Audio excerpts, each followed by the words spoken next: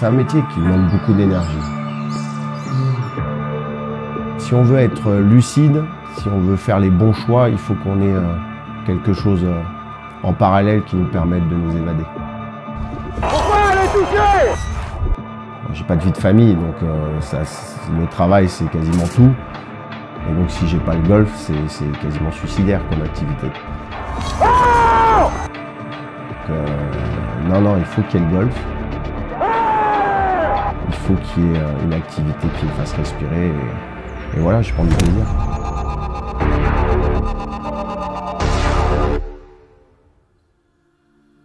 La part humaine, pour moi, c'est ce qui a toujours été le plus important. Néanmoins, il y a un environnement, il y a la réussite au bout, on doit avoir il faut avoir des résultats, donc ça met beaucoup de pression. Et donc parfois, on se trompe aussi. Enfin, moi, je me suis trompé dans ma carrière, sans doute souvent peut-être collectivement et peut-être souvent individuellement avec les joueuses avec lesquelles j'ai travaillé. Ok, self-defense, 7 in 2. 7 in 2. Qu'est-ce qui a fait de toi justement un coach à succès, en fait, un coach titré, un coach qui réussit? Le travail peut-être déjà. Sans doute un peu de réussite, de chance. Et probablement un caractère de con, entre guillemets, comme j'aime à le dire. Aggressive on the ball. We wait, this is a shit ball. C'est Carly qui fait la feinte. Ah, c'est devant son nez sans déconner. Ça y est pas. Est-ce qu'on peut noter sur la feuille de match que je vous ai demandé? C'est pas compliqué. Et que vous avez refusé, s'il vous plaît. La balle, elle est dans les 3 mètres, c'est un peu sur la centrale. Vous pouvez mettre sur la feuille de match. Okay, if you wait, you lose the point. Oh, girls, let's go. Let's go now. Je suis arrivé dans un état d'esprit où il fallait que je me prouve à moi-même que je pouvais être bon quelque part par rapport à mon histoire personnelle, sans doute par rapport à mes relations avec mes parents aussi, enfin voilà, tout ce qui peut avoir de l'incidence sur la vie de chacun. Et ça a peut-être été une quête, alors aujourd'hui je le dis comme ça, mais j'en suis pas vraiment sûr, mais ça peut être une explication. Et de ce fait-là, voilà, une envie de réussir. Alors après, le parcours n'a pas été si facile que ça, parce qu'avant d'arriver à Béziers et d'avoir du succès, c'est beaucoup de claques. Hein. C'est des joueuses qui ont provoqué chez moi une espèce de révolte intérieure, mais personnelle, pas vis-à-vis d'elles. Moi, je sais que j'ai eu des conversations avec des joueuses qui m'ont dit « mais toi, t'es pas un leader, t'y arriveras pas ». Et c'est ce qui m'a nourri en fait dans ma démarche personnelle. Et puis quand on a envie de se mettre en danger, on doit accepter aussi l'échec et cette capacité à se dire ok, il y a peut-être plus de chances que je ne réussisse pas que je réussisse.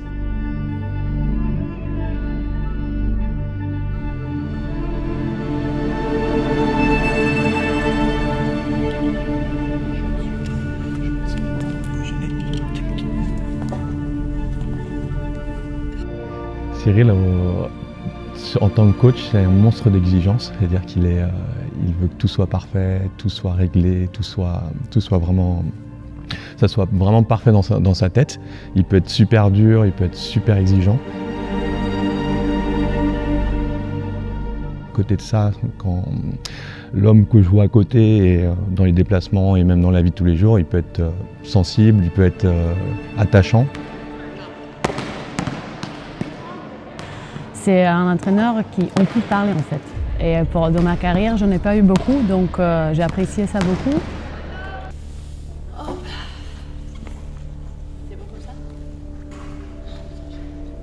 En dehors, oui, c'est quelqu'un de normal. Je veux dire, c'est pas un entraîneur, c'est un humain, c'est un homme quoi.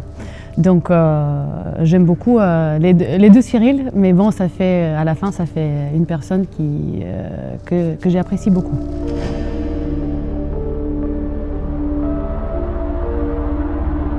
Oui, je pense que j'ai deux faces. Il y a celui qui a voulu réussir pour se prouver qu'il pouvait réussir et sans doute prouver à ses parents qu'ils pouvaient réussir, même s'ils ne sont plus là aujourd'hui. Et puis à ses enfants aussi. J'ai fait des sacrifices. Je les ai un peu sacrifiés aussi dans ma vie, c'est-à-dire partir au sud alors qu'ils étaient à Paris. C'est pas simple, c'est une décision qui était difficile. Je leur ai fait des promesses que j'ai tenues, parce que c'est vrai que je suis peut-être un caractère de con, mais en général je fais ce que je dis.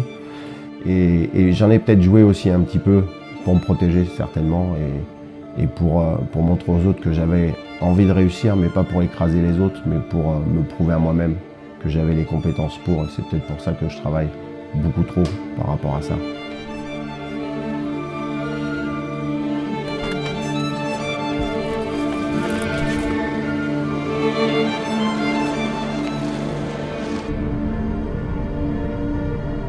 Et puis il y a celui, oui, qui est je pense, c'est compliqué de le dire, mais je pense que j'ai un grand cœur et que j'ai beaucoup d'empathie et que j'apprécie, j'ai toujours apprécié les gens avec lesquels j'ai travaillé. Pour la plupart, évidemment, il y a des gens avec qui c'est compliqué.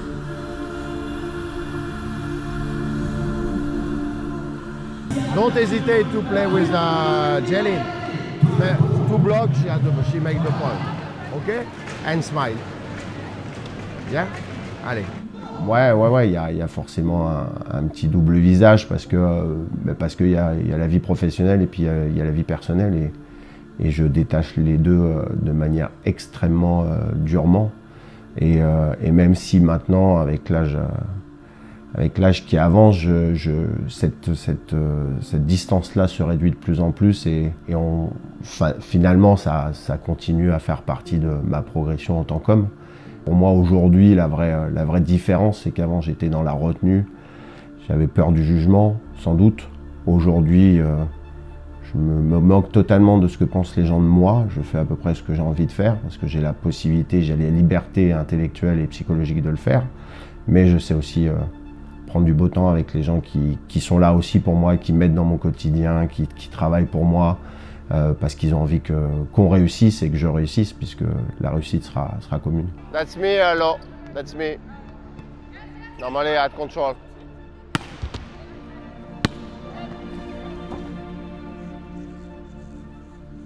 Cyril, l'entraîneur, il a pour habitude d'être cash. C'est-à-dire qu'il va être franc.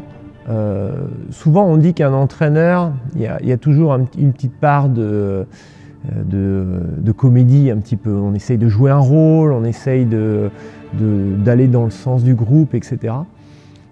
Cyril, lui, il reste lui-même en fait. Hein. Voilà, il a sa façon de fonctionner. C'est quelqu'un qui, déjà, il dit ce qu'il pense. C'est quelqu'un qui est un petit peu têtu, si je peux me permettre. J'espère qu'il ne va pas me tuer après ça. C'est quelqu'un qui a un caractère qui est fort. Et c'est quelqu'un qui, s'il a ses objectifs, il va aller jusqu'au bout pour justement les gagner. Il sait où il veut aller et il communique et il prend pas différents chemins pour aller vers son objectif en fait. Donc ça ne veut pas dire non plus qu'il ne prend pas en compte l'humain. C'est-à-dire que les joueuses, et il le dit toujours, son bureau il est tout le temps ouvert. Si les joueuses ont des problèmes, si les joueuses veulent faire part de leurs états d'âme, il est quand même à l'écoute. Il est quand même à l'écoute. Mais il a son moyen de fonctionnement.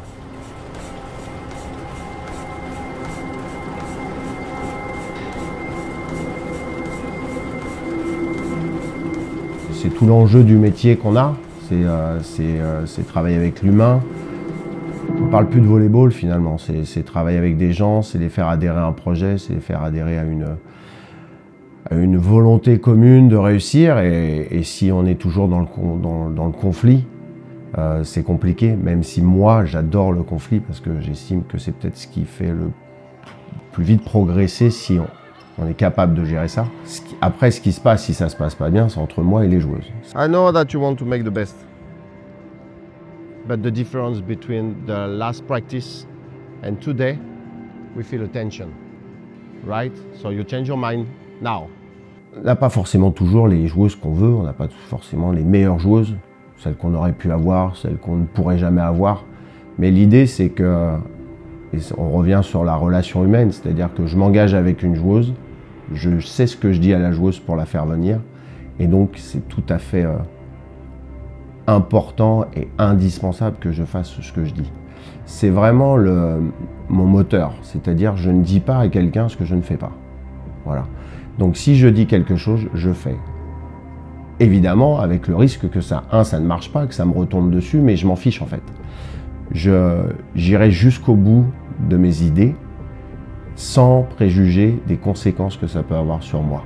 Voilà, ça c'est indispensable pour moi, c'est être en phase avec moi-même.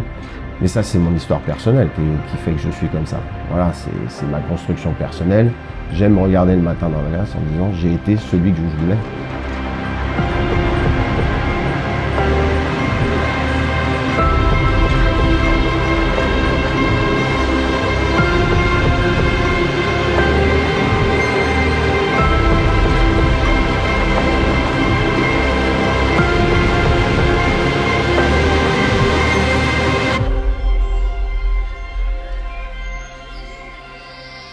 J'essaye de garder une certaine ligne de conduite, c'est-à-dire que voilà, aujourd'hui, le plus important, c'est la performance collective, c'est les objectifs du club, c'est pas ma personne, c'est pas ma réussite personnelle. J'ai dépassé ça, mais voilà, c'est beaucoup de travail, c'est beaucoup de nuits blanches, c'est beaucoup de claques dans la tête, c'est tous les aléas d'une vie professionnelle. Mais décuplé parce que j'avais envie de réussir, décuplé parce que c'est un métier qui est très très difficile et c'est un métier où c'est éphémère en fait et il faut l'avoir à l'esprit. Moi je l'ai tous les jours à l'esprit, quelle que soit la période dans laquelle je suis, qu'elle soit fructueuse ou pas. C'est quelque chose qui est toujours présent chez moi tous les matins. Voilà, aujourd'hui je peux sortir aussi du jeu et donc c'est ça aussi qui fait que ça pousse et que ça décuple la motivation pour réussir.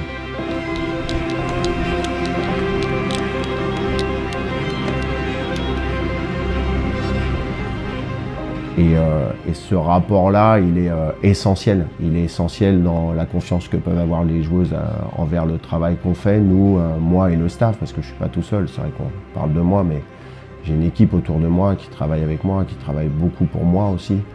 Donc c'est important qu'il y ait cet aspect positif dans la relation qui permette aux joueuses d'être en confiance et de savoir qu'elles peuvent faire ce qu'elles peuvent sans avoir de conséquences négatives dessus.